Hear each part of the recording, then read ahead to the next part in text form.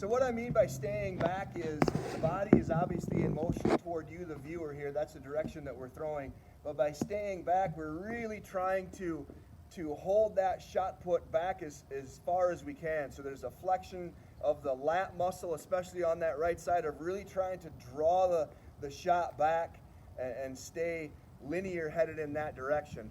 A really, really common mistake that young rotational throwers will make is they don't allow their hips and their shoulders to separate, meaning when they come in, everything comes in together, and by the time they land, they're landing and they're kind of backing into the middle of the ring instead of setting their right hip down and kind of the right hip being facing the ring, facing the sector with their shoulders squared up to the sector. So that's why we try to find that second focal point. We try to hang on that second focal point from departure off the left to touchdown on the right. So that's the hard part for kids, is a lot of times they'll see it, but they'll kind of see it in passing and it won't be long enough, and they come into the middle with no separation. Now, when you come into the middle with no separation, we get to the front like this, and you can see my weight leaning onto this front foot. I don't have any pop left into the throw. So that second focal point is really key to touch down in the proper wheel position that we posted prior, so that we can get back to the proper stand throw position where I'm facing the other way,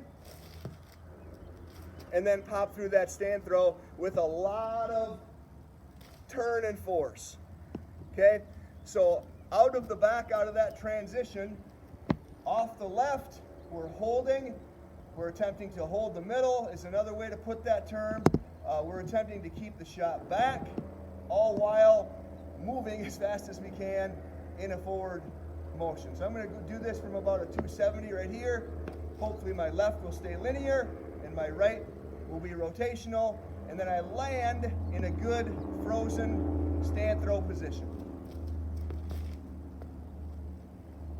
What I'm looking to be able to do is to land after all that movement in that good stand throw position. And like I said, we posted that information on the stand throw earlier, but if we can land frozen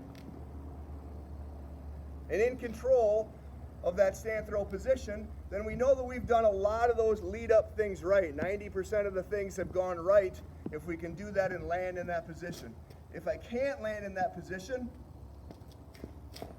if my head is moving, if I'm leaning, if my left knee is bent, if my weight's not back over my right, if the shot's not in the middle of my stance anymore, all of those bad things happen. We go back to the back of the ring and we work on what went wrong back there.